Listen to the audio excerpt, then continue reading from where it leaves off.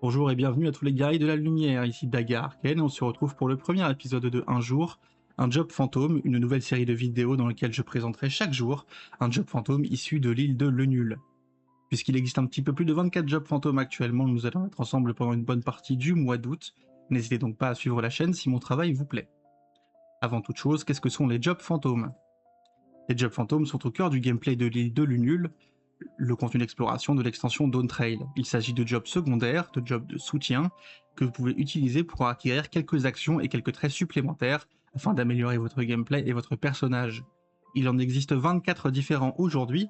Certains sont débloqués dès votre arrivée dans l'île de Lunul, d'autres doivent être achetés contre différents types de monnaies, d'autres encore se trouvent en affrontant certains boss lors de rencontres critiques. Ces jobs fantômes doivent monter en niveau afin de pouvoir vous offrir les différentes actions et les traits qui vous intéressent. Il faudra donc les XP petit à petit dans les différents contenus. Lors de son arrivée à son niveau maximum, vous débloquez bien évidemment la pleine puissance de votre job fantôme, mais également une étoile de maîtrise. Cette étoile de maîtrise reste que vous ayez équipé votre job fantôme ou non, et vous permet d'obtenir un bonus permanent de dégâts et de soins dans tous les contenus affiliés à l'île de Lunul.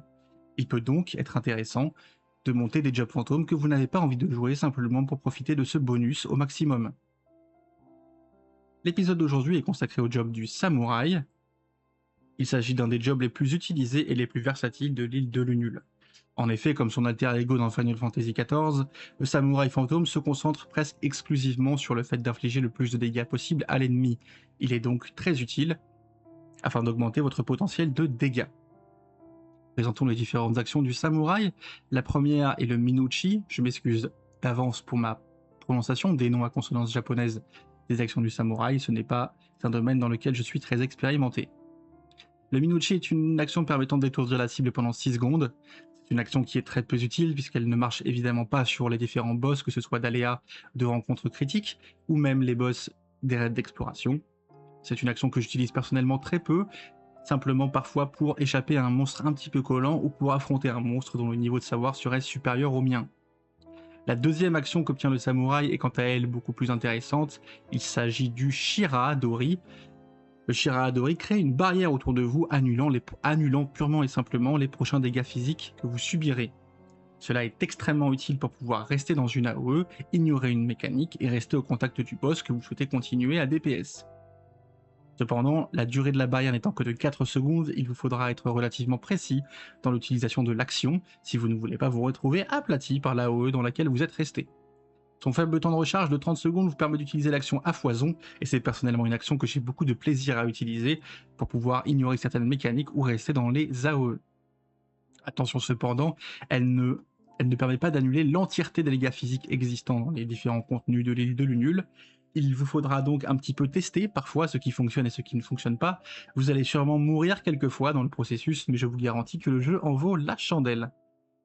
Enfin, nous l'avons dit, le samouraï est quand même là pour infliger des dégâts, cela se fait au moyen de ses deux dernières actions. La première d'entre elles est le Yainuki, une action permettant d'infliger en AOE une puissance de 500 à tous les ennemis se trouvant devant le samouraï. La puissance des actions fantômes fonctionne de façon différente de la puissance des actions classiques de Final Fantasy XIV. Avec une puissance de 500, le Yainuki est déjà une action infligeant plus de dégâts que n'importe quel job classique trouvable dans Final Fantasy XIV.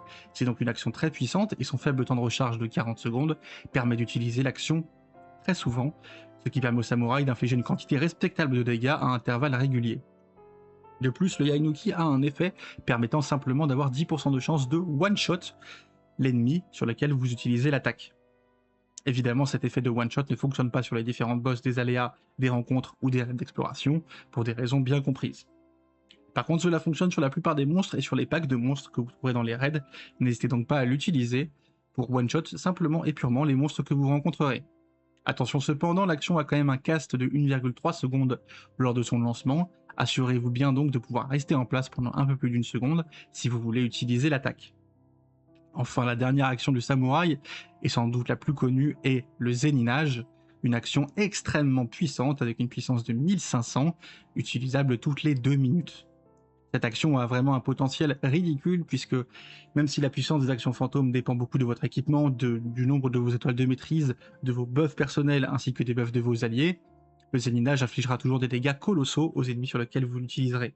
J'ai personnellement réussi à infliger plus d'1,5 million de dégâts en un seul zéninage, dans certaines conditions, sur la tour de la force.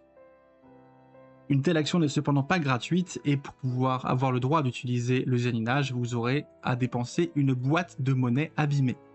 Les différentes boîtes de monnaie peuvent s'acheter auprès des PNJ présents sur l'île de Lunul, soit contre des giles pour la modique somme de 10 000 giles, soit contre les différentes monnaies, pièces d'argent, pièces d'or, pièces de nickel ou pièces de platine. C'est personnellement comme cela que j'achète mes boîtes de monnaie abîmées. En effet, vu que vous allez utiliser un zéninage toutes les 2 minutes environ quand vous jouez samouraï, payer vos boîtes avec des giles peut s'avérer très vite très onéreux. Cela peut être un petit peu difficile au début d'avoir le bon nombre de boîtes requis pour l'entièreté des zéninages que l'on souhaite réaliser, cependant avec le temps vous verrez que vous parviendrez à faire un stock suffisant. Aujourd'hui j'ai personnellement plusieurs centaines de ces boîtes dans mon inventaire et je n'ai donc jamais à me soucier de savoir si je peux utiliser mon zéninage ou non. Enfin, bien que zéninage soit une action qui prenne beaucoup la lumière, je tiens à rappeler que les dégâts infligés par un samouraï fantôme proviennent bien aussi de son Yainuki. En effet, bien que possédant une puissance 3 fois inférieure à celui du zéninage, le Yainuki a également un temps de recharge 3 fois plus faible, ce qui lui permet bien évidemment d'infliger une quantité énorme de dégâts s'il est utilisé à intervalles réguliers. Pensez donc bien à utiliser votre Yainuki le plus souvent possible pour profiter de vos dégâts. Le zéninage évidemment devra être utilisé à l'intérieur de vos buffs personnels et de vos red buffs pour maximiser son potentiel. Voilà, c'était tout pour le samouraï fantôme, un job fantôme que personnellement j'aime beaucoup. À qui est-il destiné? Cela peut être utilisé par n'importe quel job, en effet, vu que son potentiel consiste à infliger le plus de dégâts possible. Il va de pair avec n'importe quel job que vous pourrez trouver dans Final Fantasy XIV. Cependant, puisque les actions du samouraï fantôme sont plutôt des actions de mêlée, il va sans dire qu'il est plutôt adapté à des jobs de mêlée, que cela soit des jobs de DPS ou que cela soit des tanks. Vous pouvez parfaitement l'utiliser sur un soigneur ou un DPS à distance. Par contre, il faudra penser à venir au corps à corps afin d'utiliser les actions du samouraï. Cela peut également bien sûr pilaire aux mages rouges qui doivent régulièrement venir au corps à corps pour effectuer leur combo mêlée. Je trouve personnellement que, pour des questions d'optimisation, l'effet le plus efficace pour un samouraï fantôme est d'être mis de pair avec un job qui a des buffs personnels à faire valoir toutes les minutes, tels que le chevalier dragon avec sa lance acérée et son garce-boule, le moine avec son énigme du feu, ou pour les tanks le paladin et le pistosabreur avec le combat acharné et le sans pitié. C'est en effet sous ces conditions que vous pourrez vraiment débloquer la pleine puissance de votre samouraï fantôme en utilisant les différentes actions sous l'effet de vos propres buffs et des buffs de vos alliés. Voilà, c'est tout pour le samouraï fantôme, j'espère vous avoir été utile. On se retrouvera dès demain pour une nouvelle vidéo sur un nouveau job fantôme. N'hésitez donc pas à monter votre samouraï et à l'utiliser de la meilleure des manières. Il est toujours très agréable de voir la moitié de la barre de vie d'un aléa disparaître sous l'action d'un seul bouton. On se retrouve dès demain pour une nouvelle vidéo sur un nouveau job fantôme. C'était Daga Arcane pour Synergie 14. Merci beaucoup à tous et n'hésitez pas à suivre la chaîne si mon travail vous plaît.